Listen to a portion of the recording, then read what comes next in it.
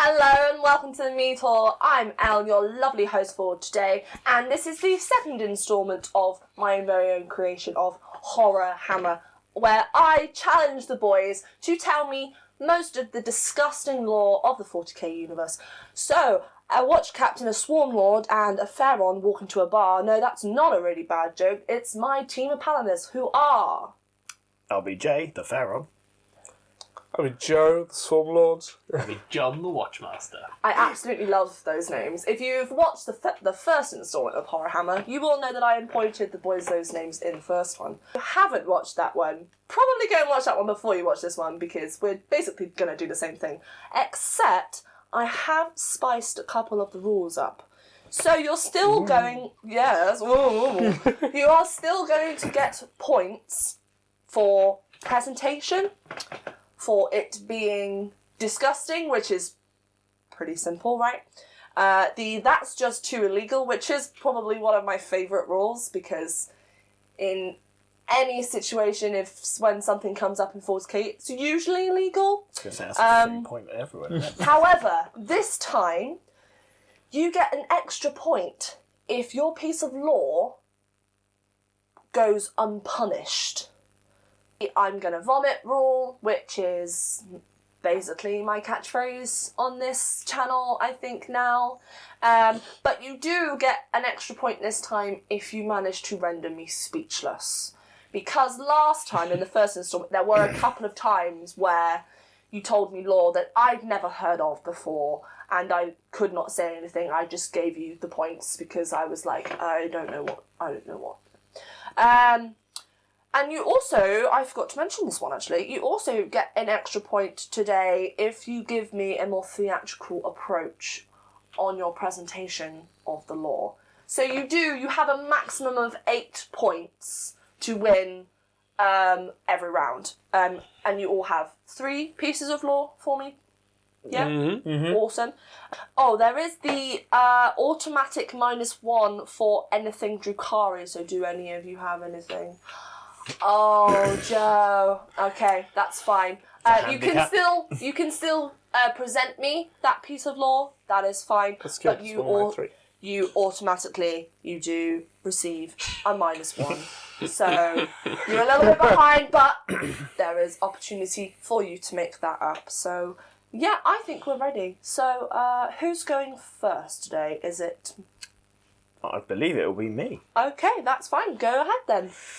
Okie dokie. So, where should we start? I think we'll start a little bit tamer, and we'll build up to the fun stuff. Okay.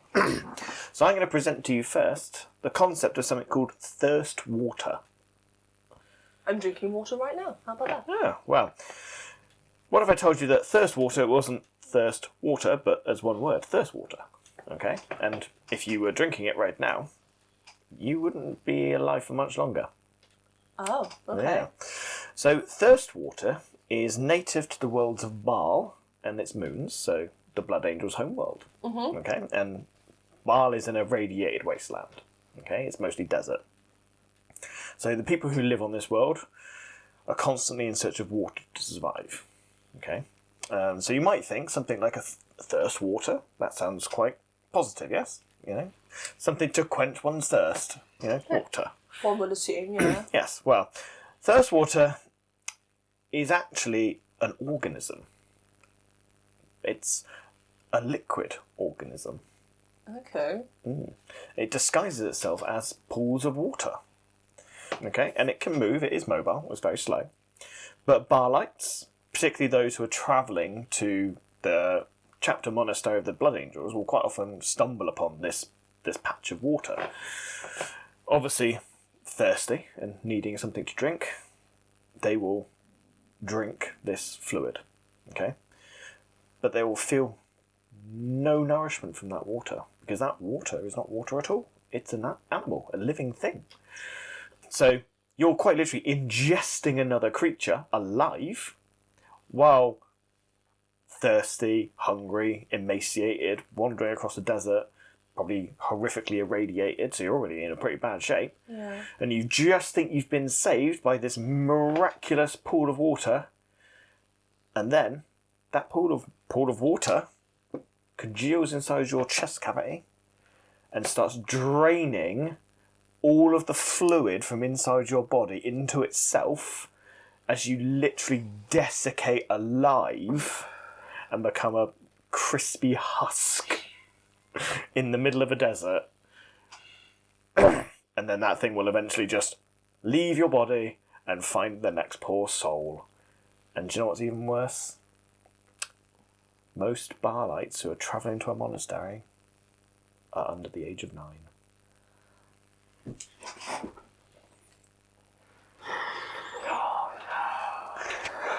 So there are lots of little tiny husks on Baal Shut up. that have been murdered by water. You can't. No. Stealing some of my thunder now. There we go. I can't.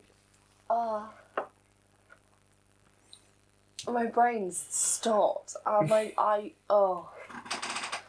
Well, I mean, immediately, like, swallowing another thing, whatever it is, that's disgusting. And especially not knowing it's literally a thing. It's disgusting, obviously. I have given you a point for only in 40k, but it does kind of because when you were like it like goes in your chest cavity, it kind of reminded me of like Alien, but in like a different way. So I am gonna give you the point for that.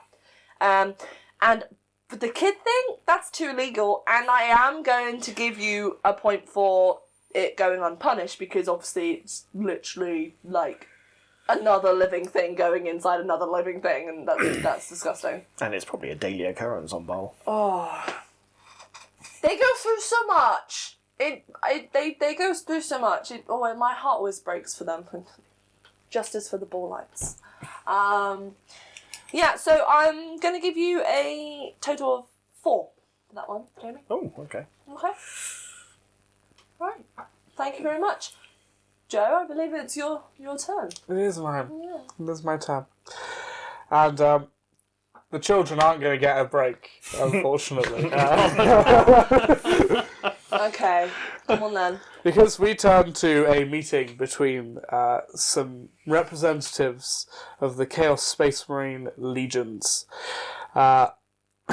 This meeting took place essentially to decide a leadership of a small event. And of course they were all talking about various different deeds that they had accomplished. And then it turned to a member of the Emperor's Children, the legion that we know to be, among the, I'd say, pleasantest of the Chaos Legions, wouldn't you? Decided to talk about a pair of very young twin slaves that he had acquired. And talk about how he had mutilated them and tortured them, amputating parts of their body, flaying parts of their skin, and in their final moments, drowning them together, where they were finally let go in a pool of water, lying their heads on each other's shoulders. Now, that did go unpunished, and in fact, got rewarded as he became a champion for the chapter.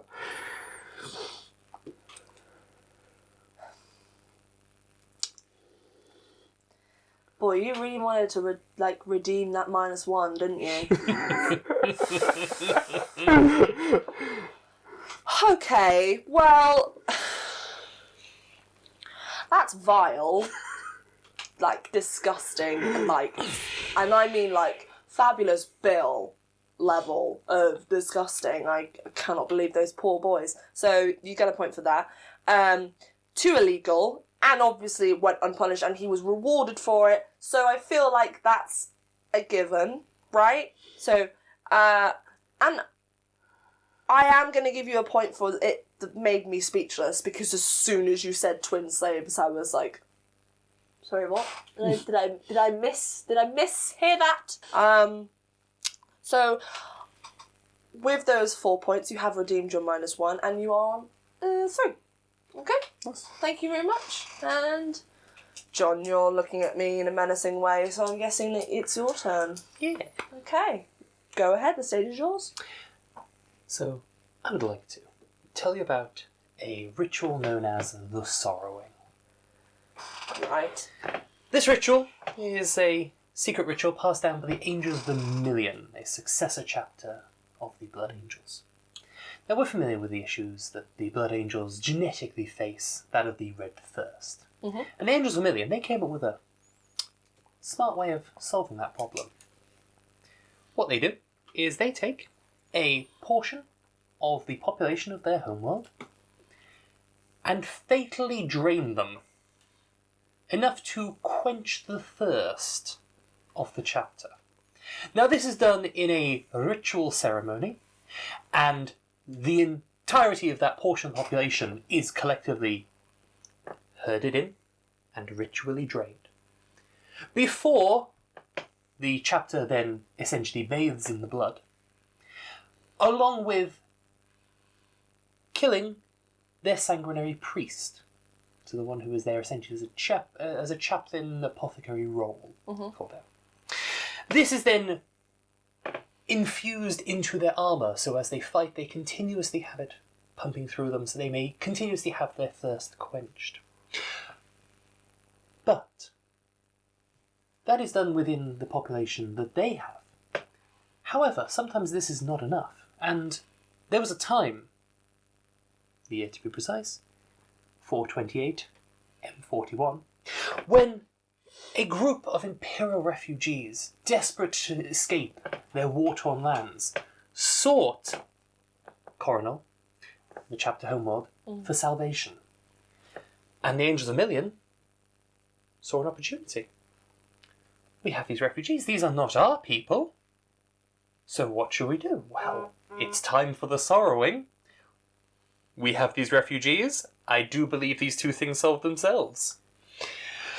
So upon the chaplain, the High Chaplain Herion of the Blood Angels arriving to check in on the refugees he'd sent to his successor chapter homeworld, arrived to find that there were simply none left. Found out about the ritual of the Sorrowing, and said that he was going to inform everyone that this was happening. So the Angels of the Million, loyalists that they are, loyalists that they are, and they are still loyalists to this day, by the way, simply turned and said, if you do, we will tell the Inquisition about the Red Thirst and the Black Rage, which would condemn every Blood Angel. Now, you might go, well, so what has happened in recent years? That is in the past. Well, as it currently stands, they have a new chapter master who has risen up to their ranks. A chapter master called off Moore. And I would be pleased to let you know, and I quote, has greatly increased the ritual's usage, which has led to his reign being considered controversial among the Angels of the Million. Okay. Let's unpack that together, okay? Yeah. So, they killed loads of people to drink their blood. Bathe and drink. You like the old bathing in blood? You're spending too much time with Jamie. So, they kill people to bathe and drink their blood. Mm-hmm. Someone was going to tell literally everybody about it. After they killed all the refugees. After they killed all those refugees, but didn't, because they didn't want to ruin the reputation of the Blood Angels. It wouldn't so much ruin the reputation as it would cause them to be killed. Like that was a case of, we will kill everybody because we'll let the Inquisition know about this problem that you have, which is like condemning every single successor chapter. I think the third instalment of this, I'm going to put in a "if you make me cry" option, because I'm literally tearing up at this because I love the Blood Angels. So I'm like really conflicted like right now. Okay. Right. Your presentation was fabulous. the theatrical, obviously you're leaning into that because, as I've already established, you should have an acting degree. So, you know, there's that. That's disgusting. I can't even... There's no justifying it. It's too that's illegal in every way. And the fact that it went unpunished is even worse. And you did render me speechless. And I did feel like I was going to vomit. So I am going to give you a 7 out of 8. So very well done. You have some little bit of catching up to do, I think. But it's totally doable because that could be John's very lucky start and, you know... I intentionally went low to start with.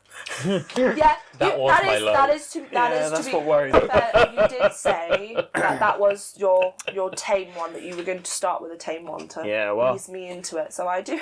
I feel like John's got some really good stuff going on, so I might save a couple of my good ones for next time. Eventually I'm going to run out. I believe it's your turn again. Okay, right, well...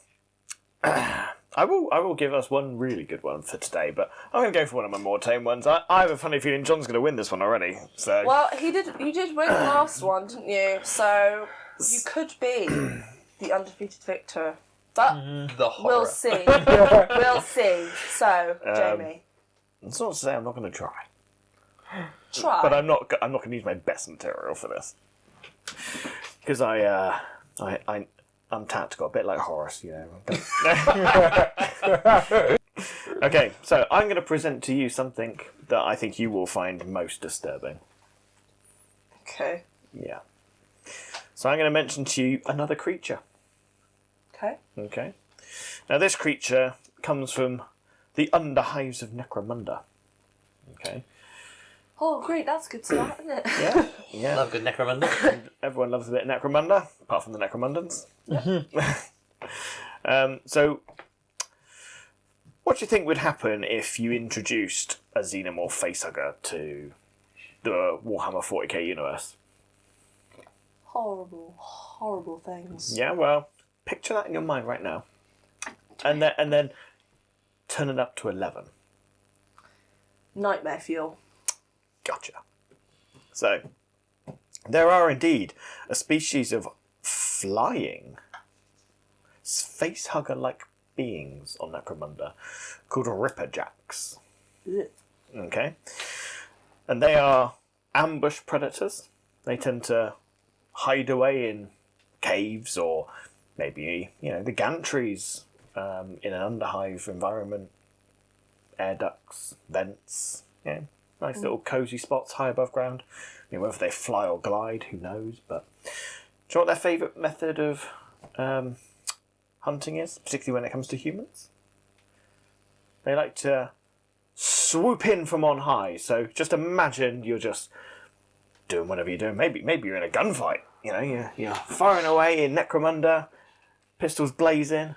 You think, I'm safe here. I'm doing really well. Then all of a sudden, this big winged monstrosity comes flying down from on high and wraps itself around your head with these massive wings, grabbing you in and holding you tight. You can't escape this because its massive maw is attached to your face as its wings grip into the back of your throat or head. And it starts tearing at the flesh on your face, eating your eyeballs out from their sockets, peeling the nose from your face, splaying the flesh from your skull. And it just works its way down your body. But it's a picky creature, it doesn't eat the bones, doesn't like crunchy stuff, only the soft bits. Oh, thank God there's something left. And this thing just sits and grabs hold of you and just munches away on all that soft, fleshy goodness until there's naught but bone and marrow left. Lovely creatures. And, to top it all off, I've even got a picture for you. Oh, God. I thought I'd take this game up a notch a little bit. Mm-hmm. This is what it looks like. Oh! Do I get an extra point for walk-off? Yes! I love the reference. Oh no! He's just a good guy. You a little evil, guy. evil man! guy. Oh. Why? Oh. Why do you torture me? Why did you make the game where I could talk to you? I'm married, Matt. Okay. The Ripperjack, not me. Yeah. No! And a Ripperjack can afford that, come on. Okay. Okay. Your presentation was much better than last time. And you did blow me away with the theatrical approach, because as soon as you started to describe the creature when it was hunting, blown away. That's absolutely disgusting. The whole thing, the way you described it, it's etched into my brain now, so thank you for that.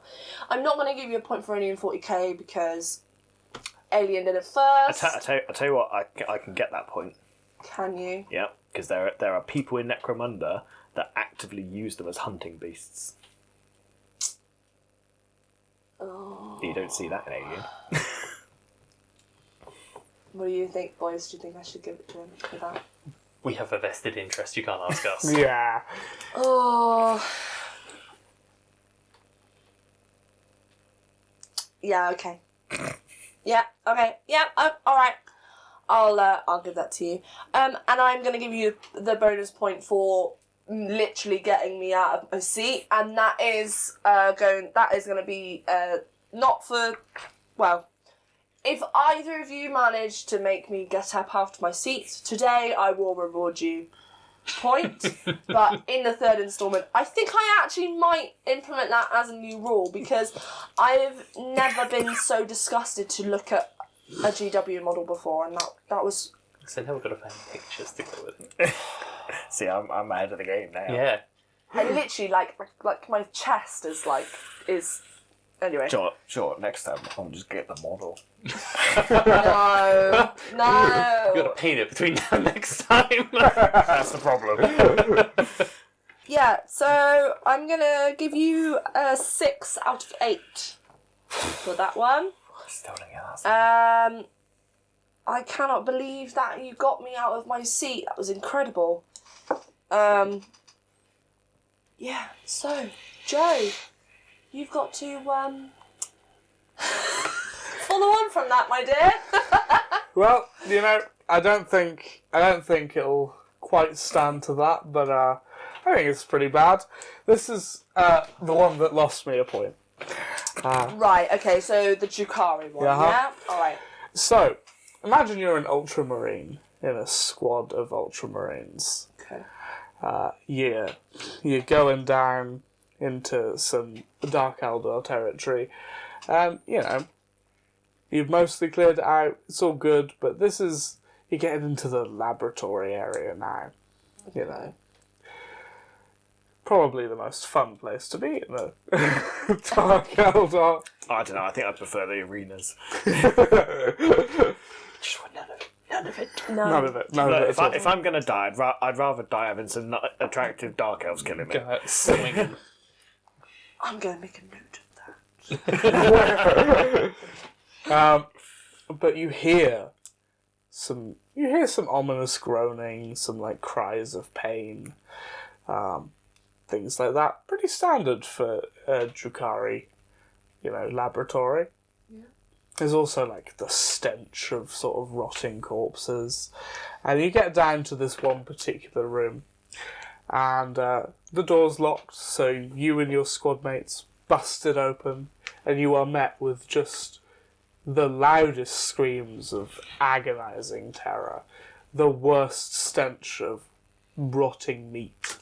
And you walk in, and strung up around the room is for lack of a better word, unwound human. Not corpse, human. Still alive and screaming in agony as the pieces and bits of their body are strung up around the room like Christmas Day bunting.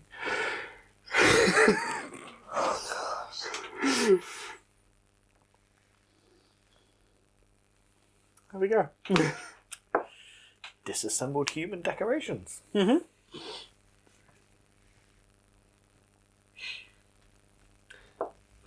just celebrating Sanguinalia. So, Like Sanguinius intended.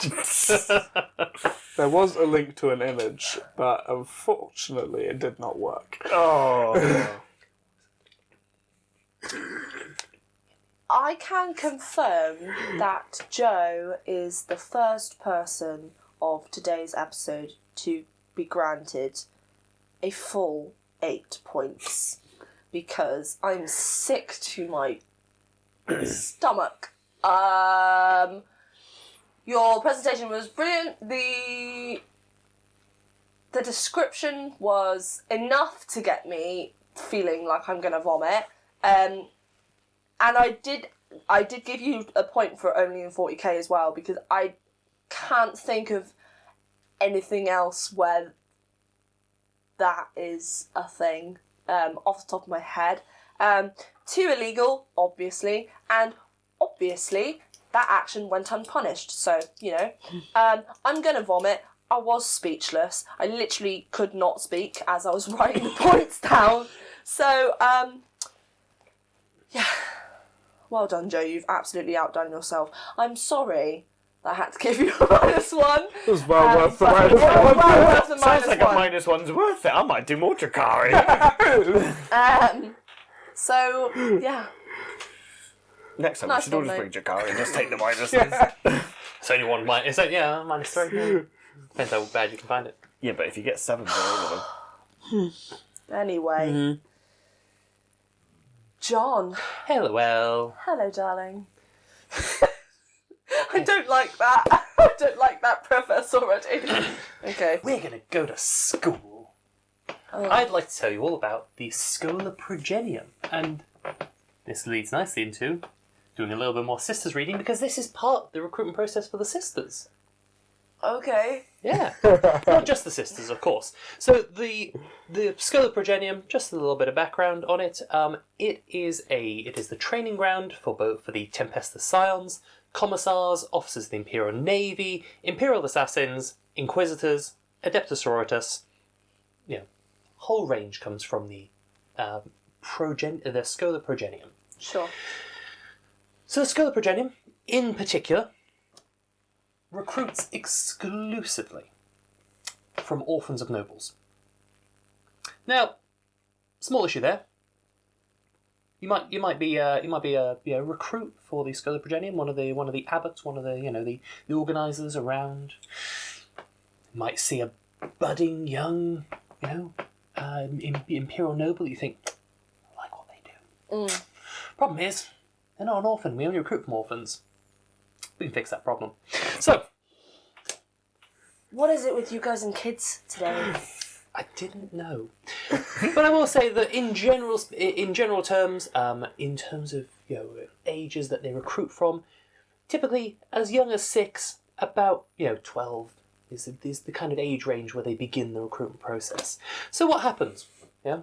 They get these orphans in to go through the training process, and they have to undergo a number of mental and physical examinations before they're deemed to be worthy of going through the process.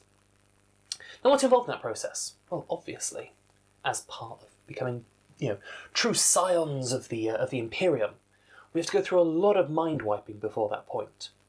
So the process of mind wiping that they go through is using what was initially kind of a fairly well available drug that they would inject into the cerebral cortex to wipe the mind.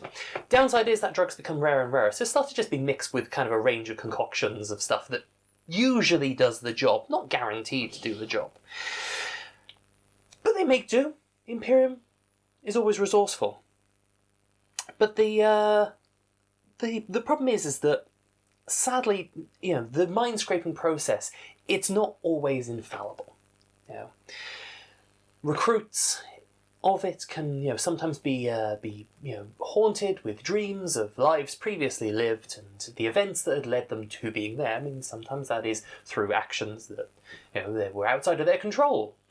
Wars, events, things like that. And sometimes they see what had happened in order to get them there. But there is a system in place, a punishment system in place within the Schola Progenium, because they are looking for the best of the best. If you're going to become part of the Scions, if you're going to become a commissar, you've got to be the best.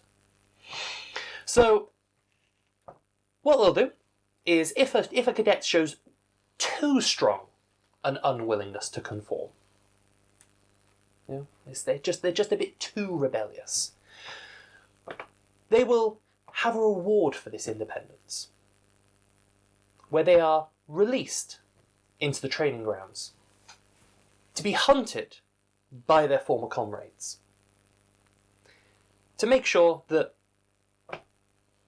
they understand that the collective is stronger than the individual. But if a cadet ever publicly disobeys an order of a drill abbot, and the drill abbots are known for carrying their, they have a large hammer that they carry around to, which they use to indicate where they want people to go and to bark orders. But if that cadet openly, publicly disobeys a noble drill abbot, well, the other end of that hammer is quickly met with their skull. A punishment that is shown to all. But there was one instance upon the Schola Progenium on the facility of Brelix, where they had ended up with a faulty batch of these mind-scraping chemicals. As I said, the supplies are limited. And a whole year group of these potential cadets rose up against their masters. So the seething Abbot Prime ordered the prefects of this schola to crush this rebellion. And whilst still alive, the mutinous cadets were meshed with mortar and ferrocrete and cast into the walls. And to this day, their bones jut out of the long corridors, grasping for freedom, as a warning of the consequences of insubordination.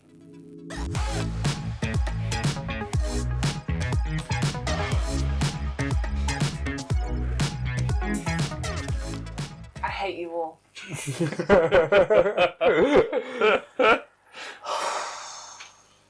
Well, your presentation was brilliant. Point for it's disgusting. I have given you a point for only in 40k because it's just so bloody typical of the 41st millennium. That's too illegal, and it sounds like most of that goes unpunished. It's part of what they do. Because it's part of it's normal, we're gonna kill kids.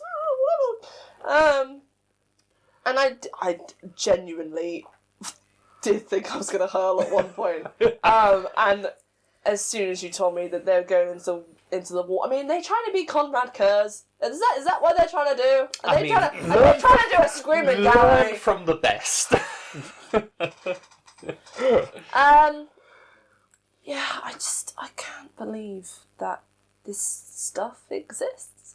So how many times? 1, 2, 3, 4, 5, 6. So you've outdone yourself again. You've got yourself another 7. That's brilliant. So I should say at the moment, John, you do sit in first place with 14.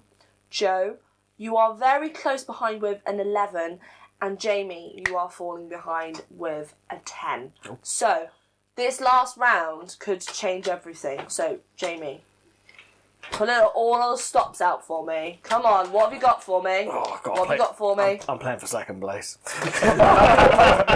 So, I'm going to present to you a particular story that is more horror and terrifying, and specifically, probably the most terrifying creature or entity that has been brought out of the Horus Heresy itself. An entity born in the Horus Heresy. Ironically, he was born at the end, but appeared at the beginning. I'm Okay. talking about a demon. Very particular kind of demon. But before I reveal what this demon is, maybe I should tell you a bit more about them. Okay? So this demon had a interesting, shall we say, proclivity for possessing the living, wandering around in their skin, pretending to be them, torturing the people around them. But it also quite enjoyed reanimating the dead. Literally possessing the dead. Not just reanimating them like a necromancer might, but actually getting inside those corpses and moving them around like they're their own flesh. And because of this, it was also extremely powerful. I mean, it couldn't really exist... It struggled to exist outside of these bodies, but it could move around the material world inside these bodies very freely, unlike most demons. And it also made it very difficult to kill. In fact, it was one of the first demons ever encountered by Garviel Loken himself before the Horus Heresy, when it possessed one of his allies, a space marine. And in that form, he reanimated a dead space marine and slaughtered several others before the space marines even knew demons existed. So you can imagine the horror of this undead Astartes killing his own people, and you have no idea what's going on. And you're firing bolt round after bolt round into it, and it's not dying, it's just holes being blown out of it, and it's still coming at you. Eventually, it was so powerful, it took multiple Astartes to literally eviscerate the corpse and then burn it to kill it. As we all know, demons are hard to kill, and they don't stay dead. And this one in particular, he's very good at staying alive and staying in the mortal realm as well, because he can just hop to another body. Oof. Whether that's living or dead. And one of the worst things about this thing is it is attached to its bodies, and there are moments in the Horus Heresy where, in order to defeat this creature, people have committed suicide to try and stop its reign of terror. But of course it just comes back. It doesn't really care, it just moves on. This creature is horrible. But do you know what makes it do you know what actually makes it really terrifying? What? It's the pleasure it takes in the chaos it causes. Oh, of course it does. It's fueled by a passion for causing terror. And I don't think that can be encapsulated any better than by a quote from none other than the creature itself. Because you see, this creature likes to taunt and tease. This is why we know it enjoys what it does. And it does this by accessing the Vox network of human populations and space marine legions and human auxiliaries. And it starts whispering in their radios, their Voxes. But even people who don't have Voxes can hear the voice. Like a whisper in the back of their brain. And this is what it says. Samus. That's the only name you'll hear. Samus. It means the end and the death. Samus. I am Samus. Samus is all around you. Samus is the man beside you.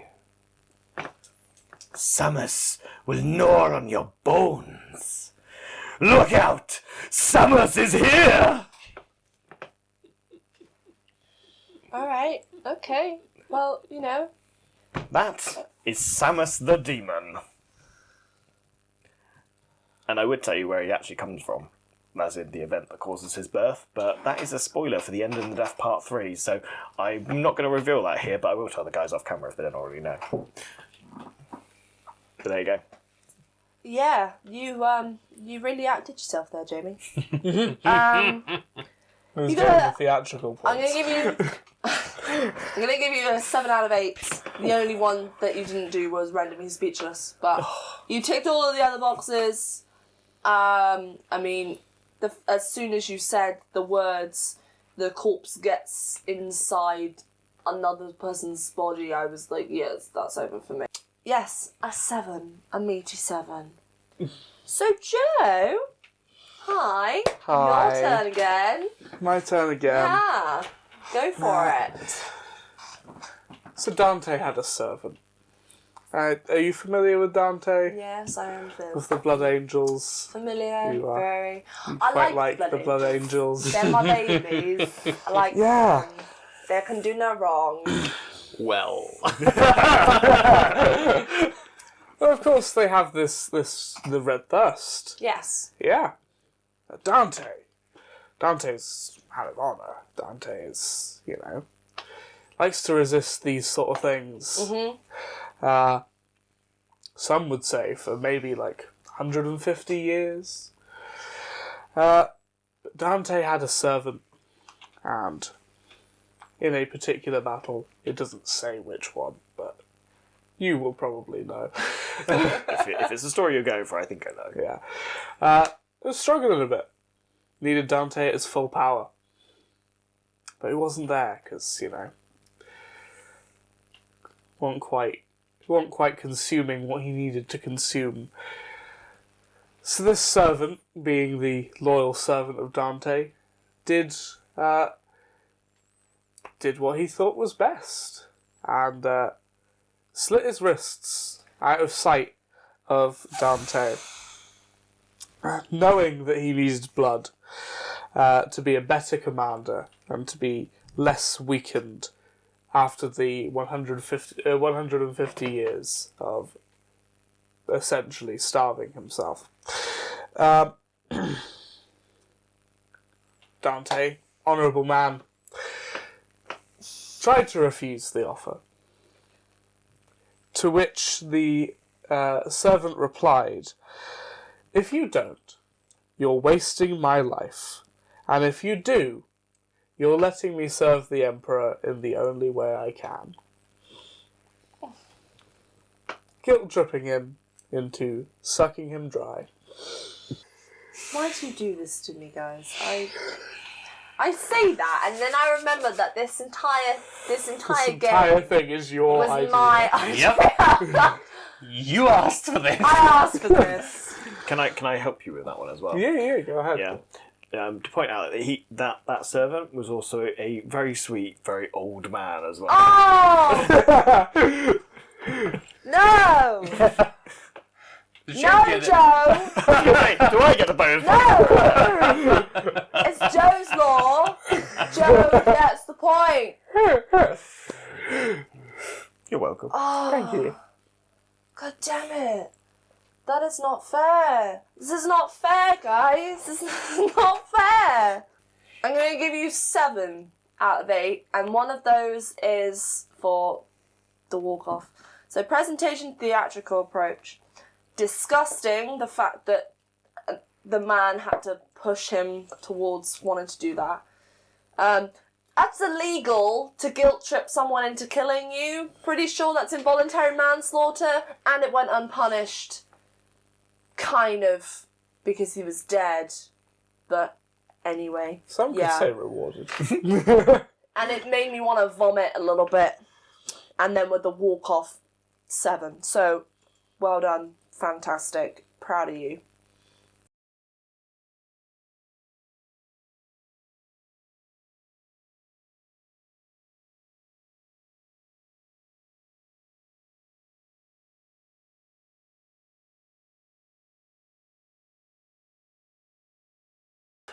Hi. Hi.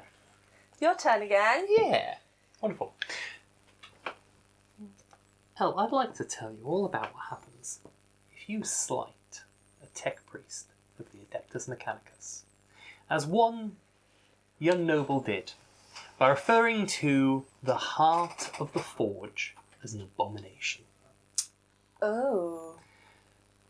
So this particular, let's say, young noble in the sense of, 20s, we're not dealing with a child here. Mm-hmm. But when they eventually awoke after being knocked out by a Skitari and hit hard enough that the uppercut cut out his own tongue with his teeth for speaking out against the tech priest, he awoke, bound to a cross. In front of him was a set of doors, and he could barely look around as his neck was clamped to this cross. And when the doors opened, a servitor gazed blankly at him. It approached, and a tech priest followed closely behind. This tech priest carried a large drill. The servitor held a metal plate to his body, and whilst alive, the tech priest proceeded to drill this fixture of a metal plate to his body. He could feel his skin corkscrew underneath its biting bit, as this was affixed to his shoulder blades and ribs, and a mechadendrite attached to this cross staked its way into his neck and injected him with not pain-killing, but just life-saving chemicals, so that it wouldn't kill him. For what happened next was a servitor presented the tech priest with an electrosaw, which he used to remove the young noble's arm, as the servitor behind produced a large armature that was then attached onto his arm. And this was repeated on the other side. He was then had his legs removed and replaced with large metallic treads. And the final act was the tech priest that he had slighted came in and inspected the work that they had done, fitting him into this harness that would grant him the ability to hold up his new augmented attachments. And I will read the quote from the end of this. He grunted, spitting blood, as the tech priest reached out a hand and took him by his broken chin, inspecting him like prized cattle. A thin, winding mechadendrite unspooled from beneath the tech priest's robes, uncoiling towards the scion's face. This isn't real, Maximilian thought. This can't be real. The thin mechadendrite burrowed up through Maximilian's right nostril, finding the young noble's frontal cortex, and with a series of small audible snips, the tech priest severed the cortex from the rest of the brain, and Maximilian never thought in words again.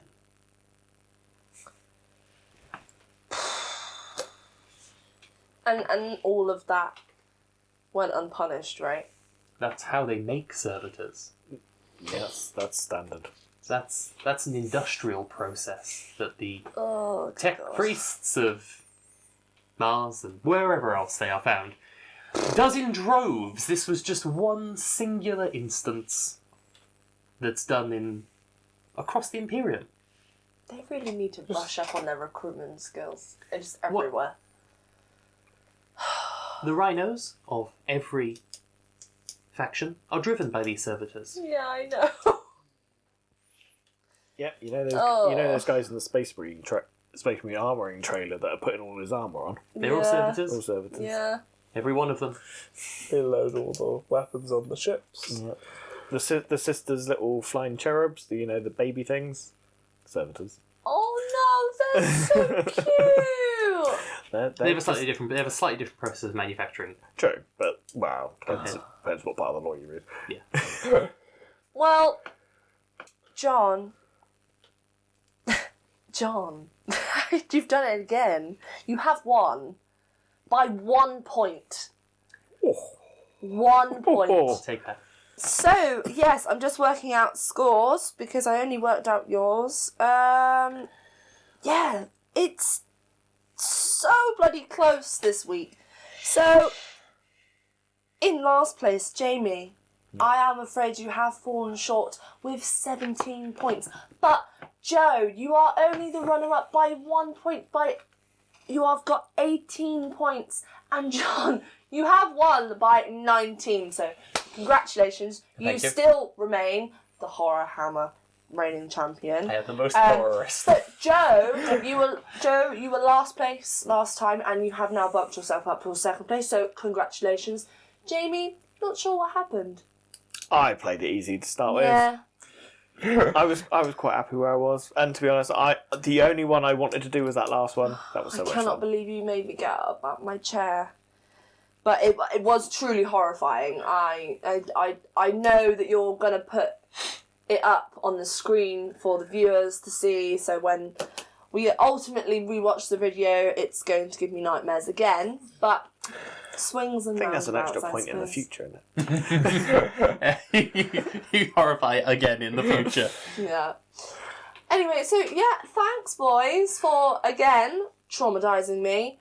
You've been a pleasure Did to have. ask for this. Yeah. I know, I asked for it. It's okay. But yeah, thank you so much for joining us today at the Mead Hall. I have been your lovely host, Elle. I've been Joe. I have been Joe. And I've been John. And don't forget about all those lovely YouTube pleasantries. Like, comment, subscribe, please. Comment down below if you think that I should have judged them more harshly, or if you've got any more disgusting lore that we can use in the future. We will see you next time in the Mead Hall. Goodbye! Bye-bye. Ta-ta!